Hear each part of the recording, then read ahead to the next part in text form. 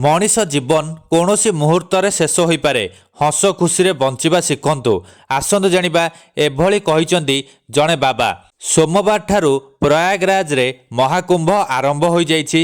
एथिरे अंशग्रहण करने कोण अनुकोणरू विभिन्न सन्थ एवं बाबा आसी पहुंची। प्रयागराज रे महाकुंभ रे पहुंची बाबा मानक मध्यरु जड़े हेउचंदी मसानी गोरफ बाबा ओरफ आईआईटी बाबा। तांको नामरू स्पष्ट जे से आईआईटी रु इंजीनियरिंग करिबा परे बाबा हो जाइछंती।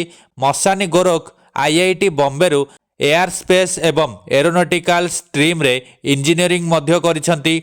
हरियाणार मूल निवासी आईआईटी बाबांकर प्रकृत नाम अभय सिंह। अभय सिंहकर इंजीनियर रु सन्यासी हेबा पछरे कहानी मध्य बहुत आकर्षणीय।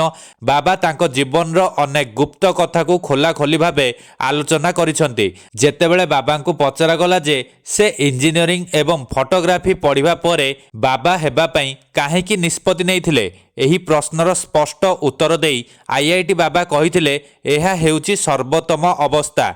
ज्ञान को अनुसरण करि चाल, आगो को बढ़ी चाल। तुमे केते दूर जीव, शेष में आमको एठाकू आसवाकू पड़ो। किंतु सेतेबेले मु बुझी पारु नथिली जे कौन करी। आईआईटी मुंबई रे 4 वर्ष पढ़िबा परे मु पदार्थ विज्ञान रे मध्य कोचिंग नेइथिली। मोर आग्रह जोगु मु फोटोग्राफी शिखिली। मु डिजाइनिंग रे मास्टर डिग्री हासिल करिछि। एहा करिबा परे मध्य मु कोनोसी जिनिस रे ध्यान देई पारु नथिली। मो भितरे चिंता बढ़िबारे लागिला।